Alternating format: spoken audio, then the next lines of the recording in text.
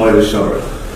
Well, thank you. I would add that not only should we draw a red line where it is necessary geographically, but we must draw a red line in our conscience. We have suffered enough as a people, and we must reject a continuation of the oppression, the subjugation of our people, the destruction of our dignity as human beings. And I am saying it, and I'll keep saying it, and I'm sure I'll keep reaching out to you all, that we must all rise in unison. We must rise, and the time to rise, especially for young people, is now. Because if we do not organize, we will agonize forever and eventually perish. There's no question about it. We are surrounded at this point by a tsunami. And it doesn't matter how much we scream. If we don't act and move, we will all be consumed by it. And I've said it, I've seen it, I've been to all of your parts of the country. I've been to Nigerians in all parts of the world. And I've repeated the same thing everywhere I went, that this issue is a social justice issue. And until justice is attained and achieved, we have no way of moving forward. We have come to that conclusion now. But the next thing is for all of us to act. And that's why I want to thank Mazi today for the opportunity to have this meeting. And we'll continue a series of negotiation and conversation that will make this a reality one day. Biafra is a cry for justice. The reason why people are rising up in Biafra is very simple. You cannot kill 3 million people, not even bury most of them, and wake up and say the war is over. You continue to oppress the people, you mistreat them, you maltreat them, you don't even apologize, as a starting point. The healing that needed to happen never happened. We just pretended as if nothing happened. By 1971, when I was born, we just started moving on as if nothing happened. And then we have left a tale of broken, murder and destruction. But I also said it at that time, that the biggest problem is that Nigeria cannot be, including Biafrans, cannot continue to be voting for people who carried out the killings, the Obasanjos of this world. These are the people who physically went to the southeast to carry out the murders we are talking about. You can't keep voting for them, you can't keep excusing them into power and expect for there to be any form of change. And when I said this, initially, as it is always represented, I was condemned. They said I was looking for attention, why should I bring out an issue that is dead? And I keep telling you, if it's dead, why is it pursuing us? Why is it chasing us in every direction? So, it is that understanding that brought me to the table today, and that's why I feel today is historic. We can sit here and speak volumes of words. We have demonstrated that we can speak, we can articulate. We have to demonstrate that we can fight. And it's up to us to decide how we fight. It's not up to the oppressor to decide how we respond. And I would leave it at that, because at this point, people should be setting up.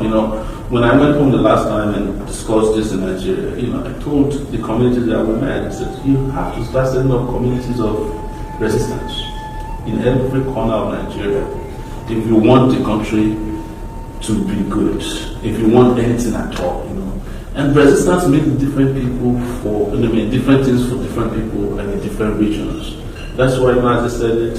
He didn't hide it, and he's never hidden it. And it knows that we are past certain stages of rational conversations, what rational people can solve the problem.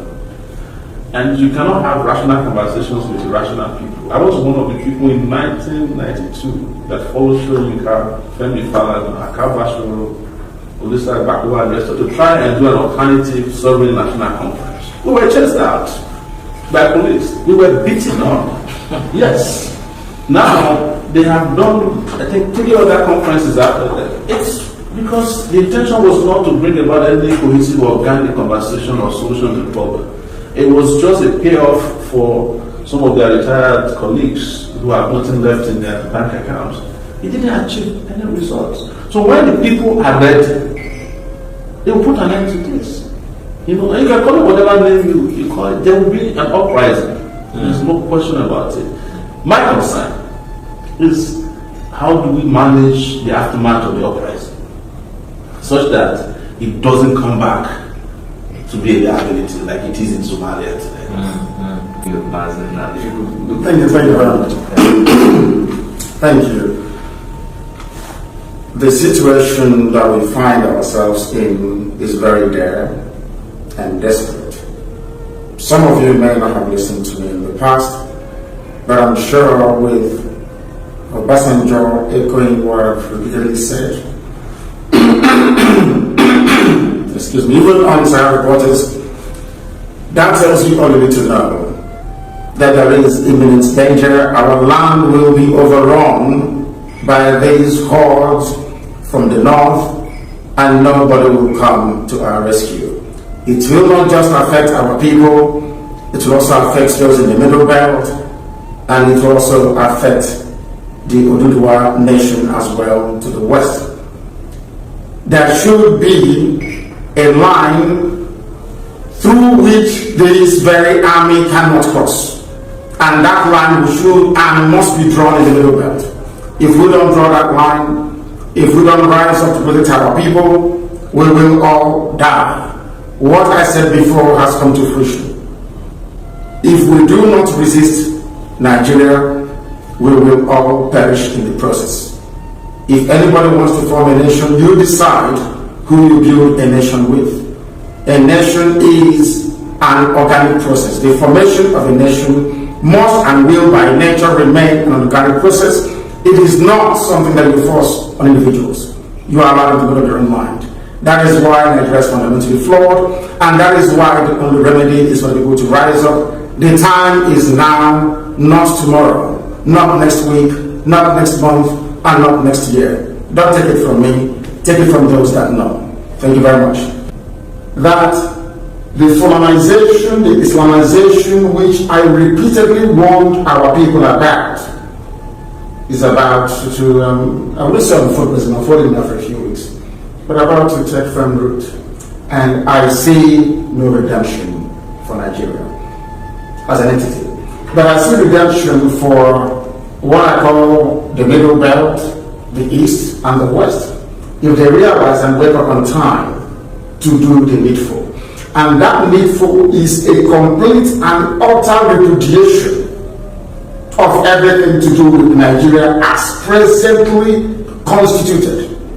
We must take our destiny into our own hands if we want to survive, because the hurricane has come and everybody will be rendered asunder, if we like it or not. It doesn't matter how prejudiced we are, it doesn't matter how tribalistic we pretend we are not, really we are. It doesn't matter how narrow-minded we are. One thing is inescapable. Everybody will suffer the consequences unless something is done, and immediately.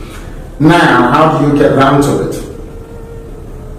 It is an understanding, as so I've just said, that there are certain conversations that need to be had. It doesn't matter if you're against Biafra or not, but you know that together, Middle Belt, West and the East, we can stop this very army of darkness on its track. And I want to assure the Yorubas that they have nothing to be afraid of. I think that most of the problem is this. The issue is the Yoruba Muslims. They are the ones that have difficulties with. The Sultan was in Oshun State, I can't remember where, yesterday, was it 2 days ago, saying that the kidnapping going on in Yoruba land were being carried out by Yoruba people, which is a blatant lie. Olufalaye was kidnapped a few months ago. Had those kidnappers been Yorubas, Olufalaye was in a position to know that. So we know they are Fulanis. So the allegiance of the Yoruba Muslims to the Sultanate in Sokoto is the problem that we're having. That is the only key problem we're having. Because I know and I believe very firmly that there are some people within the Yoruba intelligentsia, by which I include, of course, when I mean intelligentsia, I don't mean people that read only abroad between the 40s and the 60s. Once you can reason that intelligent person. I believe that they are prepared to I believe that they understand where we are going to. That Biafra doesn't mean the exclusion of other people. We can have Biafra, Oduduwa, and a Middle Belt state, and sometime in the future, should our people agree come together to have a nation as we have it in the EU, allow the people to decide in which direction they wish to head to. That's what we're saying. Anybody thinking otherwise, suggesting otherwise, or discussing otherwise is being disingenuous. You are lying to yourself. Because what Biafra represents is freedom for everybody. Both political, social, cultural, and economic freedom. This is something we want them to understand. And from there, birth will be given to this new consciousness within Africa that will allow us to adequately identify who our enemies are and be able to do something or put something in place on time to make sure that the level of meddling from outside forces is curtailed immensely. Thank you very much. Before I go to Omoyele Sowore, I know you talked a lot in your speeches about Yoruba pastors. Could you just address that? I want to know whether is it something against Yoruba people as a whole, or something against those particular men of God? It's not every man of God, because there are a lot of Yoruba pastors. But when I went to visit my friend Fanny the other day, when I was released from my kidnapping ordeal at the hands of the Nigerian government, most of them ran and told me they were praying for me. So I don't want to appear as if I'm generalizing, because I'm not. There are certain doctrines and narratives being preached by a section of very influential Yoruba Pentecostal ministers that I find objectionable. When evil is happening, you should be able to rise up from the pulpit and say that this is bad, this is evil. That's what I want. When you try to excuse the actions of a dictator, I find your preaching unpalatable, and I will speak out against it. Some people accuse him of collecting money from. That's one thing about us. Sometimes I would understand quite well black people in Africa. How could he have taken money from anyone when he's speaking against the same person that they claim that he took money from? It doesn't make any sense to any right-thinking person. What I'm saying is that if you're a minister of God and you preach the gospel, you should be able to preach whatever you're preaching according to the dictates of the Bible or whichever book that you're reading. When you say you're a servant of Christ or of the cross, and you condone what Abba is doing, because in essence, Abba is the president of Nigeria anyway. He's the one running the whole show. When you condone what Abba is doing in the name of Buhari through Jubilee, then I have issues with you. Those are the ones that I condemn. As I said before, I have been misreported and misquoted on a few occasions.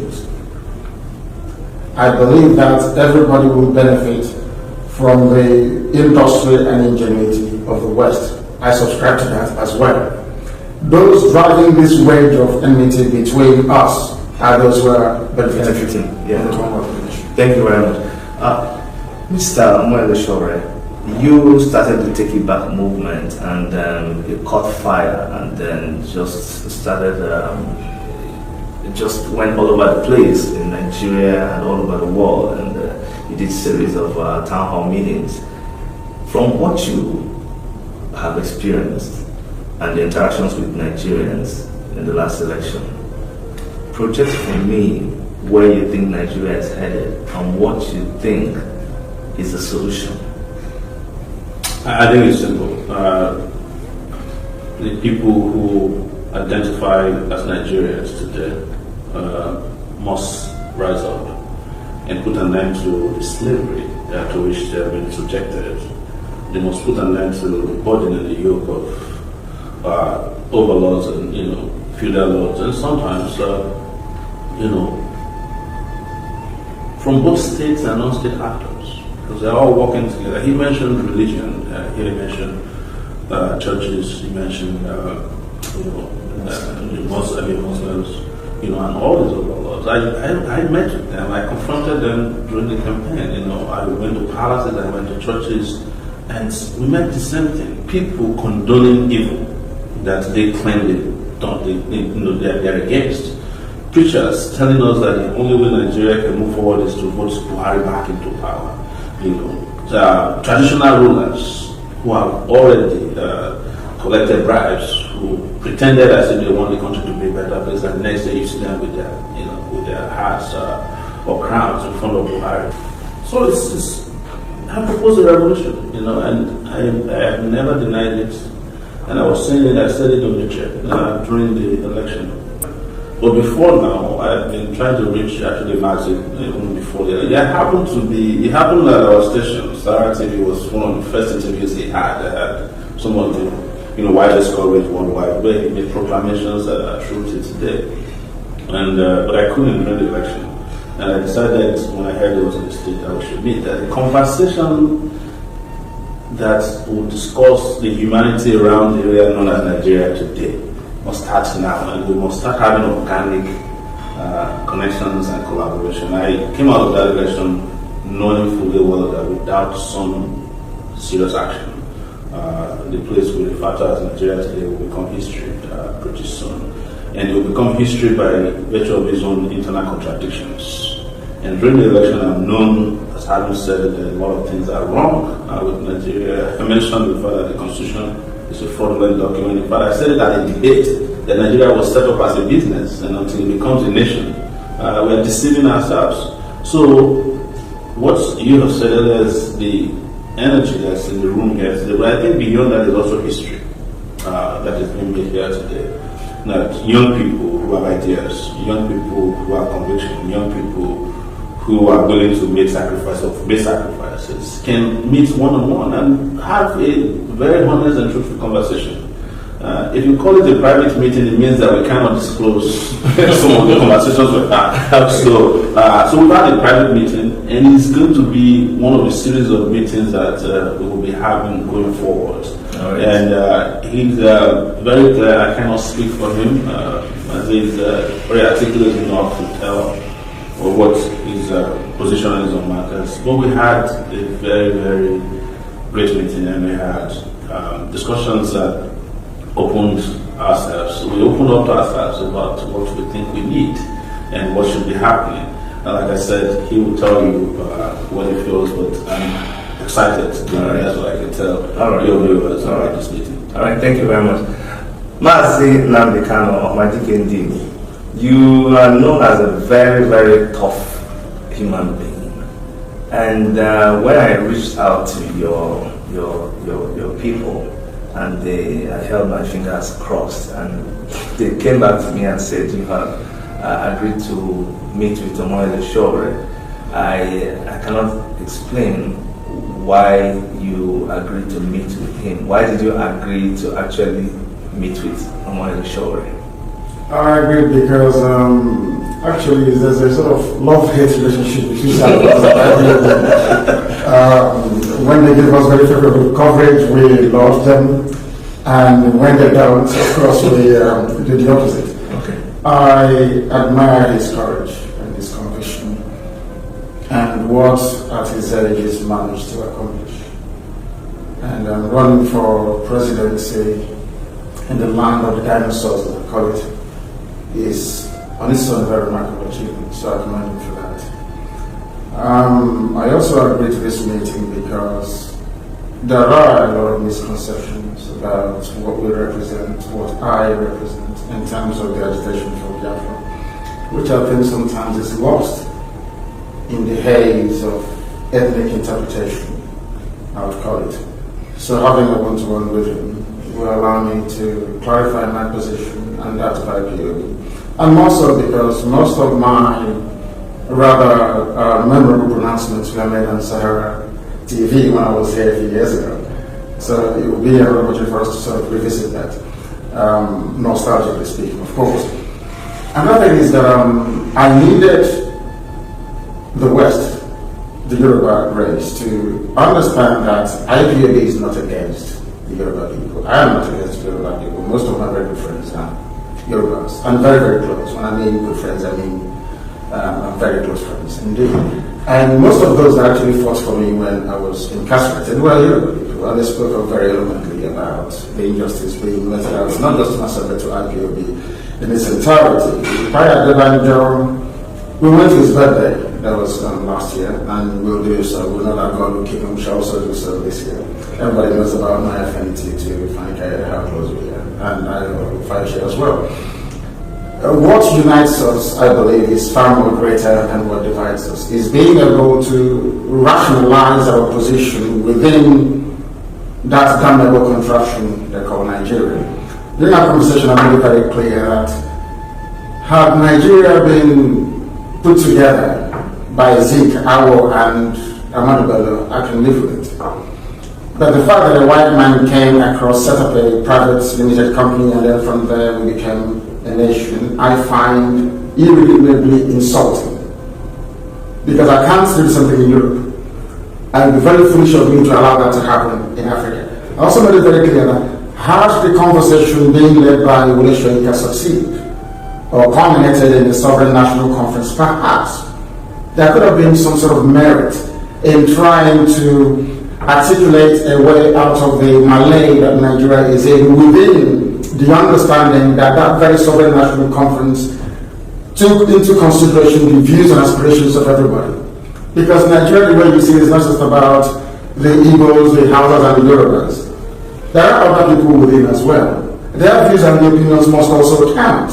But having things the way we do right now in that part of the world, their voices are being subdued. And it's not fair. I am a freedom fighter. I fight for not just my own freedom, but for the freedom of everybody else. I don't want anybody to suffer.